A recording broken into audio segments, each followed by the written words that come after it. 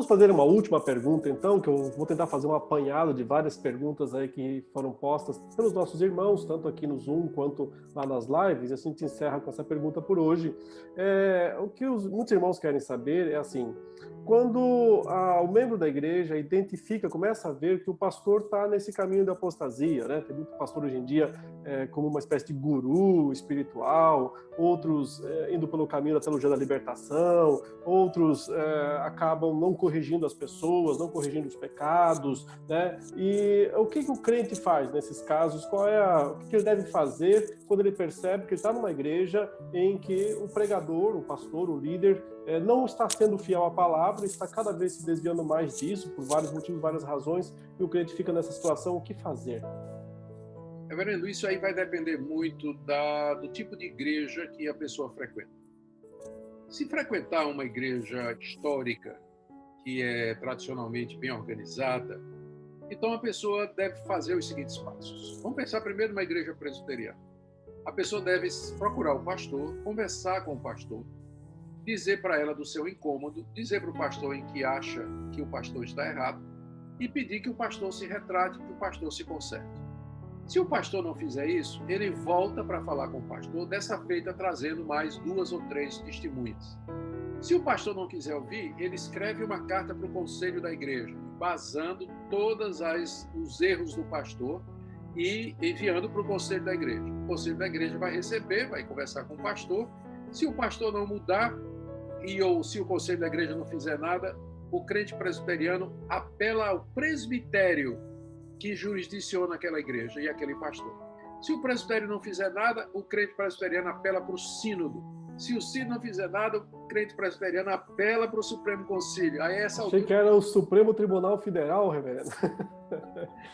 Então, na igreja presbiteriana, você tem essa possibilidade. Sim. Você tem várias instâncias em que você pode denunciar o erro de um pastor, né?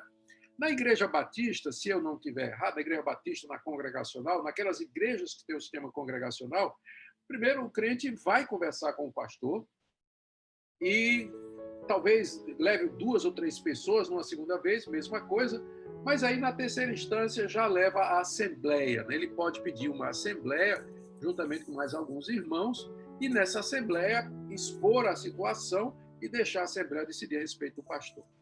Em outras denominações, a situação é mais difícil, porque o pastor não tem a quem responder, ele não responde a ninguém, tá? E você vai chegar, você vai dizer que deve procurar a si mesmo, né? Eu acho que você deve procurar o pastor e dizer para ele, ser franco, ser honesto, né? Verdadeiro, transparente, sincero, dizer, olha, pastor, eu não tenho sido alimentado, acho que o senhor está errado, está fazendo isso, fazendo isso, fazendo isso, fazendo isso.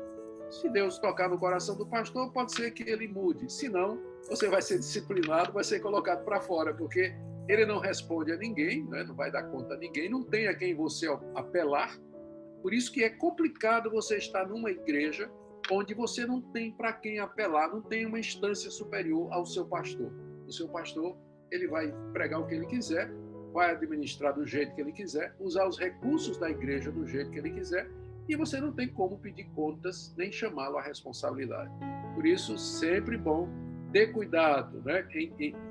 Quando você está em igrejas onde não existe níveis de responsabilização, porque aí existe o risco de totalitarismo, existe o risco de usar esse poder de maneira errada e não dar explicação a ninguém. O crente tem que estar com a autoridade máxima do seu lado, né? A Bíblia, a Escritura. Porque aí ele pode, se ele for mandado embora da igreja por um líder que usurpa a autoridade, né? O Lutero, ele estava lutando contra o Papa. E com a Bíblia debaixo do braço. Então, se for excomungado ou não, o problema é